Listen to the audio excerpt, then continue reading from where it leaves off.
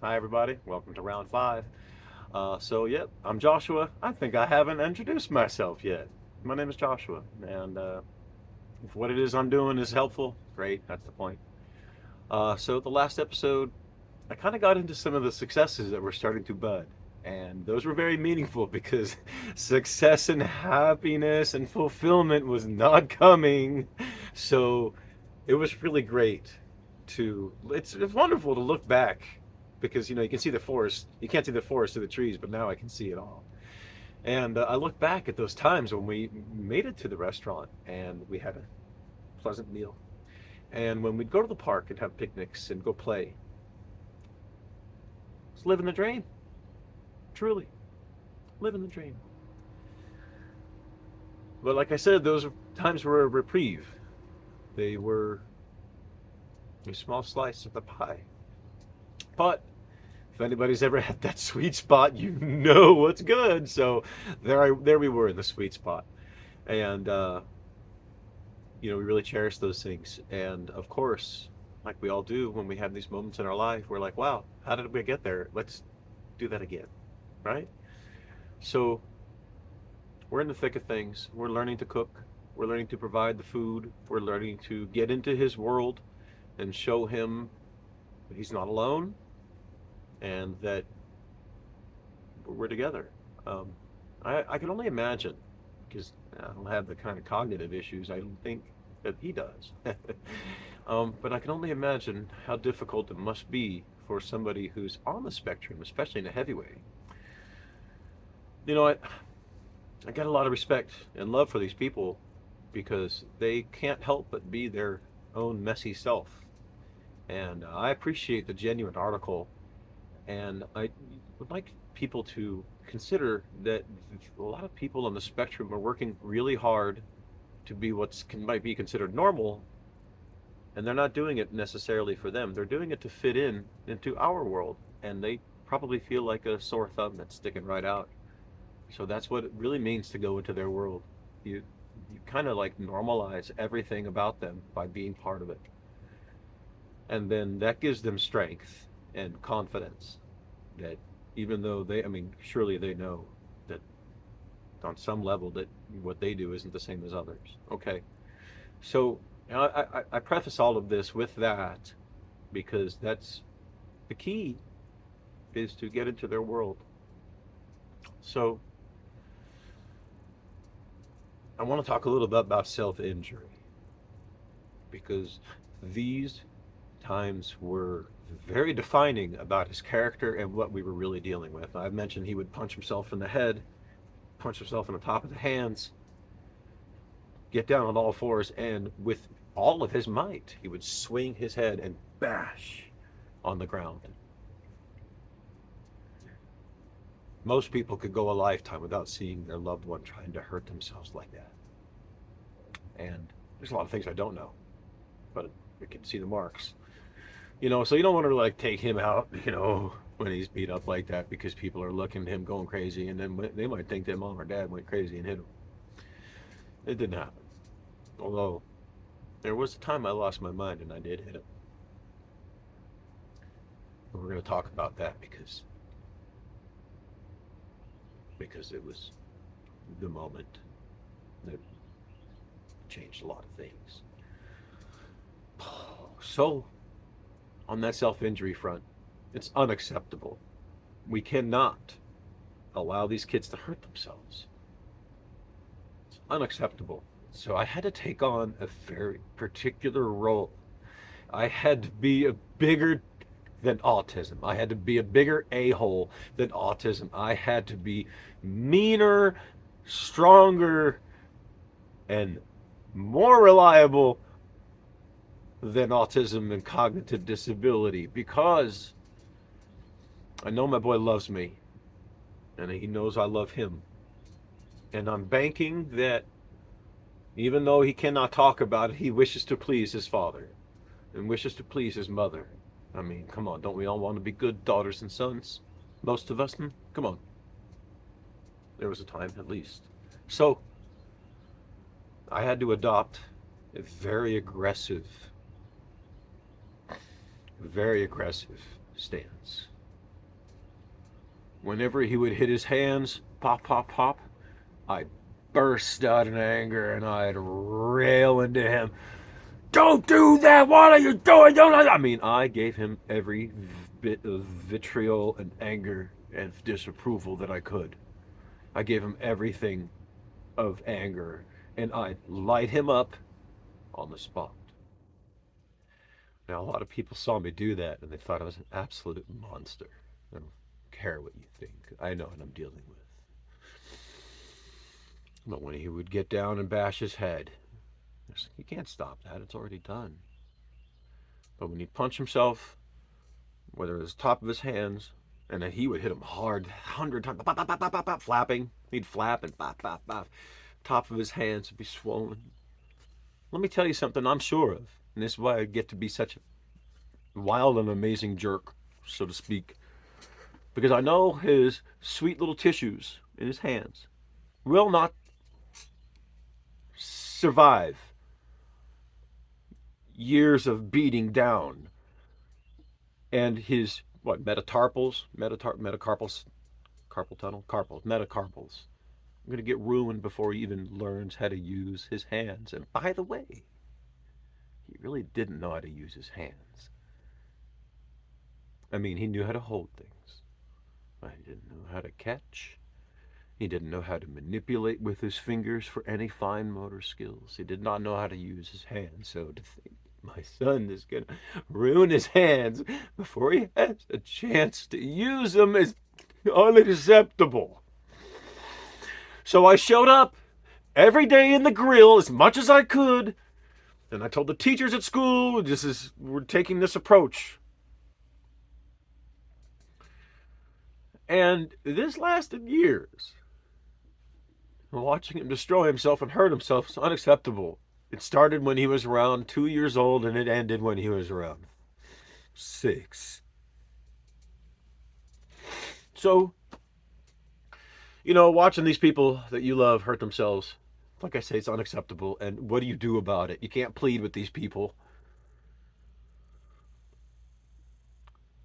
You have to be very careful with what I'm going to tell you. And this is my experience. I do not prescribe this. But you need to be very careful with what I'm about to tell you. In that way that my aggression and efforts were not going to stop. Now, this is what you need to be careful with. Their language, his language that he was speaking to me was pain. That's the language he understands. I had to be very brave and bring that pain to him. Because the pain that I'll be giving him comes from a place of profound love, real love. And I'm actually not hurting you. I'm trying to stop you from hurting you. And I need to be scarier than the pain, you see. And I know how to be scary. I grew up, it was scary. I had to be scary to get out. Like I said, I have a hall pass in hell. What do you think that? The qualifications for that pass. I have them. So I had to become very aggressive, consistent, and get in his grill about it. And the teachers at school were also very concerned about his self-injury. Surely everybody's watching. They're not certain if mom and dad or brother, whatever, not beating him up. This is a story we're telling. But they do see it at school. They see that. Things got awful different. Interesting. I'm going to put this all into one package because it was one package. And that is when he was, I believe it was kindergarten, preschool kind of kindergarten. They could tolerate him being in a diaper as he was about 4. And they could work with his spasmodic and crazy episodes. But we were warned that when first grade were to come around, he's either going to have to figure out a way to stop hitting himself, and he's going to have to not be in diapers. Otherwise, No, so we had two choices. The choice was to, get him right, get him to the point where he was not in diapers, not needing that level of care, so that he can be in a classroom that actually provides education. And he was beginning to show he could be taught. So we're at a place now where the system that supports him in doing a good job says we can advance him into this next level, but he's got these couple issues that definitely don't fit.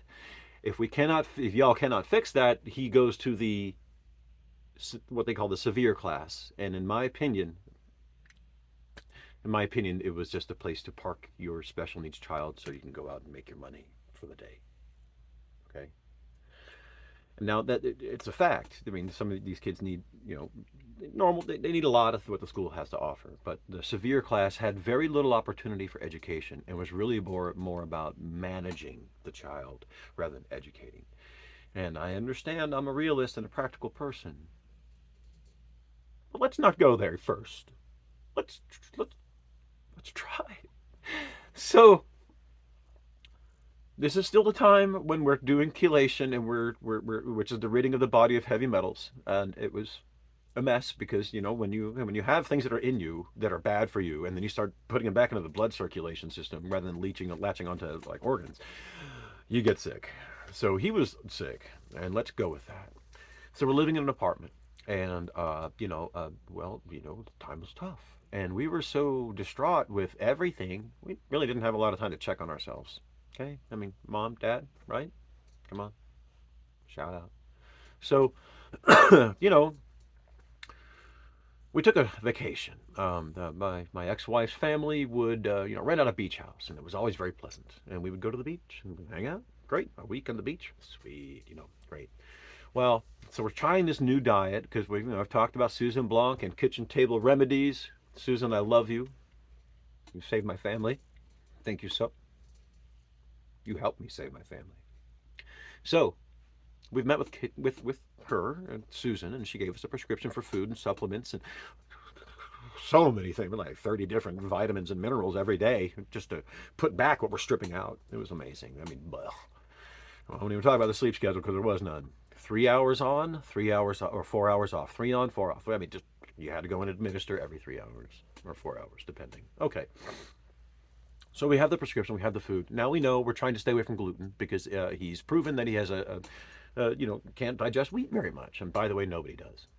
Not our wheat, the U.S. wheat. Anyway, I'm not getting into that very much. The idea is we are now tailoring his diet. We are now all about it, all about it.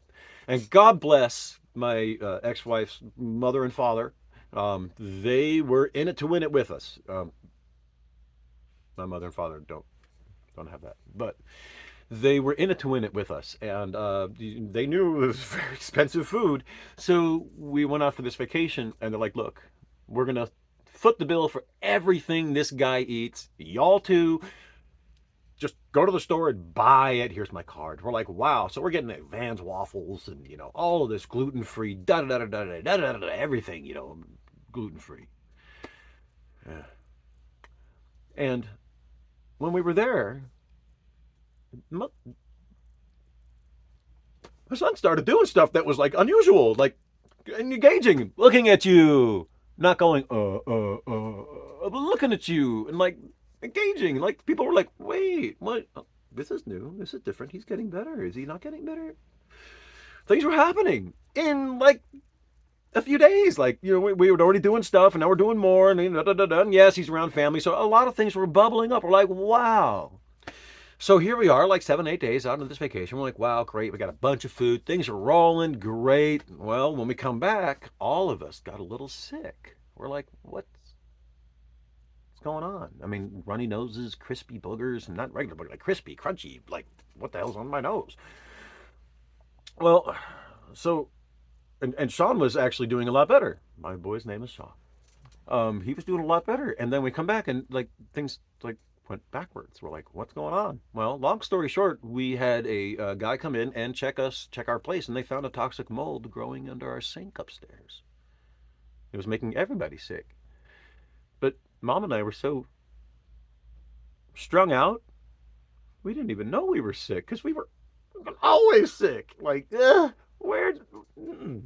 There's no frame of reference for health and happiness here. This is hard, hard. So when we come back after having been healthy, we were like, whoa.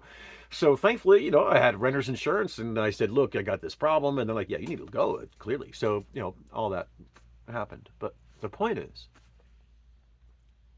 we were able to see a difference from our environment, the two environments that we we're in, and then the food also. Because after just a few days of him being on particular food and not eating some foods, he was better off. We we saw it. Others noticed. So it's like, wow, that's happening. It's working. Great. But we go back and it's like all backwards. So then we realize again, environment and food. So now all of a sudden we're like, wait a second, this is starting to add up a little bit. It's starting to add up. He has a problem. But now we are starting to suspect he had a physical problem and then creating a mental problem. Now we are pretty much certain that the outside environment is having and what we put in his body is really messing with his internal environment. I mean, duh. But Knucklehead Josh didn't know that at the time. I mean, I was coming up to it. So that was a real eye opener. And we'll get into how we got into another place and got a nice new place, and mold free. It was great. And but the real point here is, again, we realized that environment and food were both major factors, and that opened up our eyes. So in the time that we were looking to like move out, something else was also happening. We had been doing chelation for about, I think he's creeping on 6 or 7 now. And all of his teachers are starting to say, Sean is doing amazing. He's counting. He's holding a pen. We can get him to write his name. He's responding.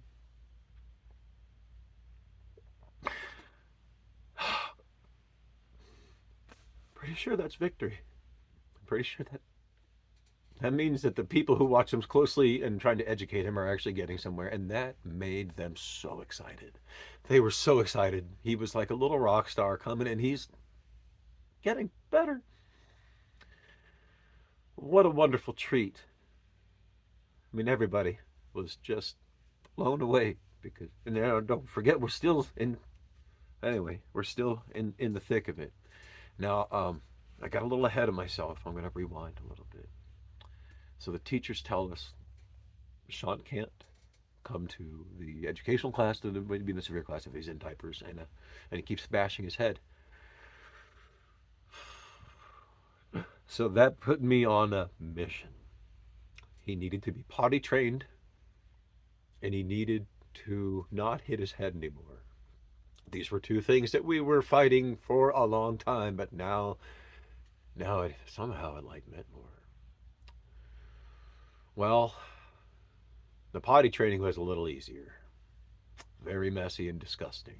I got pooped on many, many, many times. But I took 2 weeks off of my life, and I devoted it to being in his grill 24/7. And I come to learn by watching very closely that when he was about to have a BM, right here would get dark. His eyes would pool, under his eyes would pool with a purple. I'm trying to push, right? So when I saw that look on him, I would pick him up and run him to the potty, strip down his diaper and pants, and put him on the toilet and wait with him. And I'd take him to the potty with me when I had to go, and I would do it. And in 2 weeks, 2 weeks, every day, and then I got pooped on all the time. Because, getting his pants down and messing with his body, he did not like it, so he's fighting everything. We're still there. He's still fighting any kind of movement you're trying to provide for him. But I did one time, the right time, the time that it worked. I got him on the toilet, and he dropped it right in the water. Splish, splash, bloop, bloop. Awesome.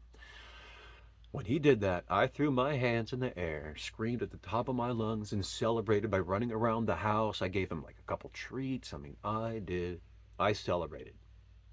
The boy just pooped in the potty. And this is how I know he's paying attention. Because every day since then, at 4.5 years old, he's been pooping in the potty. Now I've had to go in there and help him wipe and make sure everything's clean. But he understood. He understood. He understood because I got into his world. He understood because I got into his world and I shared it with him and I did all the things that it took. And now he's not in diapers. Yay for the budget. Yay for the budget. And yay for me. And yay for the carpet. And yay for the family. And yay for the teachers. And yay for Sean. We're getting there. 5 years later, now we're out of diapers. Okay. Great. Now the head bashing. And the self-injury. Like I told you, I became a beast. I know how to be nasty. And I'll never forget. I'll never forget I was in my ex-wife's sister's home with all of her family, mother, father, and people. And Sean is in the lap of my grandma, getting him some grandma time, proper. And he started flapping and hitting his hands. And I did what I do. I blew up. Just, rah, rah, rah, don't do that. Rah, rah, rah. And Grandpa was shocked, stunned. I mean, because if you know me, I don't do that. And if I do that, there's a very good reason, and there's a very good reason. And when I stand up, I do not back down until the thing that I'm standing up capitulates. Period. I do not negotiate. Well, no. I'll negotiate, not compromise. Okay. So now, she says to me, Josh, stop. What are you doing? Dude, you just scared the shit out of everybody. What did you just do? I'm like, look, Bob, come here. Look, I need to be a bigger dick than autism. I need to stop this, and I'm the only one who can. I see myself as the one who can, and I'm going to be a bigger, scarier monster and then I told him, because he won't have his hands to use by the time if nobody does anything. So I'm a bigger jerk than his problem. You feel me? And he backed right off, understood. He understood. And he was standing up for his loved one, but he understood. Okay. Let me tell you something.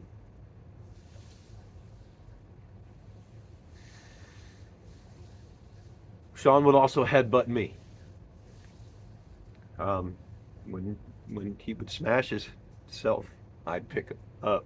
And it was me who would do it to. I thought he was trying to hurt. I just thought he was trying to hurt. I thought he was doing what was going on inside of him. I understand that too. All too well. But I understand that too. So I'll meet you there. Hell's Hall Pass. Huh? I'll meet you there. We'll pick you up, claw me, beat me, kick me, headbutt me. And he liked to headbutt because you pick him up. Boom, boom, boom. He clip you good. That shit hurt. One time he going crazy in his bed at night. And I come in to soothe him. And the moment I grab him, he headbutts me once here, then here, and then here. He hit me hard.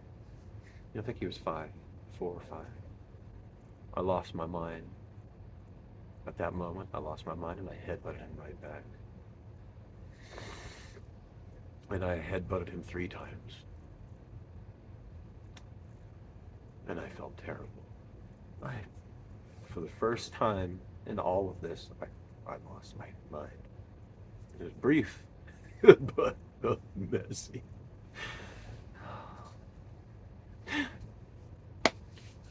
Well, turns out that was the right move, you see. Because after I headbutted him, I learned something. I learned that he wasn't trying to hurt himself. He was looking for a fix. He wasn't trying to hurt himself. Because after I headbutted him, he said, ah. He wasn't crying or upset. He was like, ah. That's the stuff. I'm like, what just happened?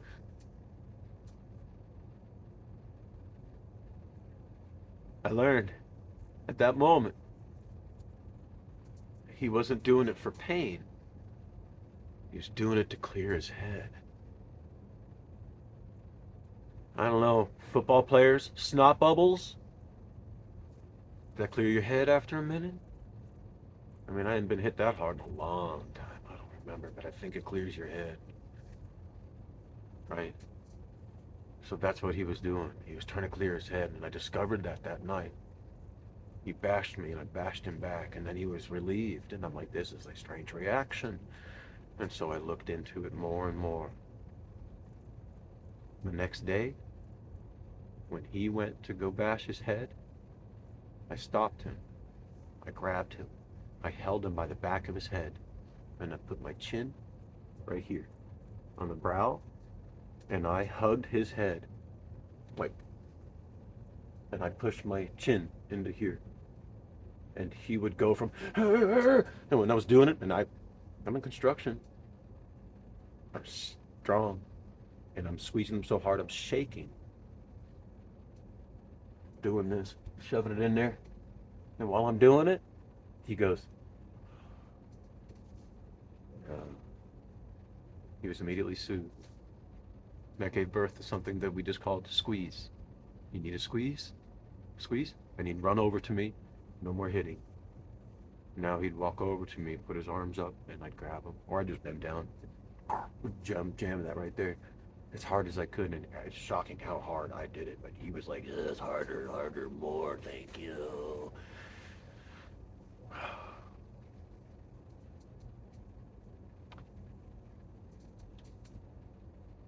All of that in that summer. All of that in that summer. That boy got reinvented in 5 months. We brought him back to the school the next year. No helmet. Ain't wearing diapers. He's ever so closer to normal. Yeah, man. And when they saw that, they're like, what did you do? Oh my God, how? No, nobody was expecting that. Nobody was expecting that.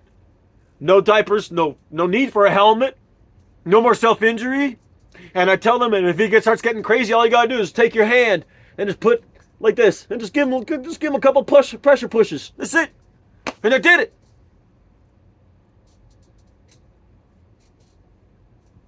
So much in life is counterintuitive.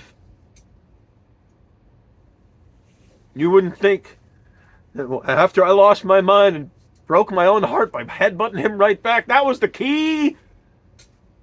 That was the key. Right down into his world, unashamed and unafraid and definitely not ready. But somehow ready, and that's what it is. That's what I found. That's what I did.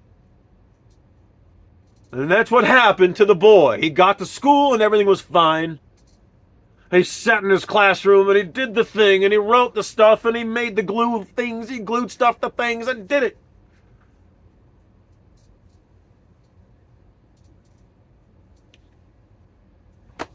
Maybe the best summer of my life as far as what I accomplished. We got him out of diapers. We got him less self-injury. I got understanding with the people that are also supporting and loving him. We got his health better off. He's not as sick anymore.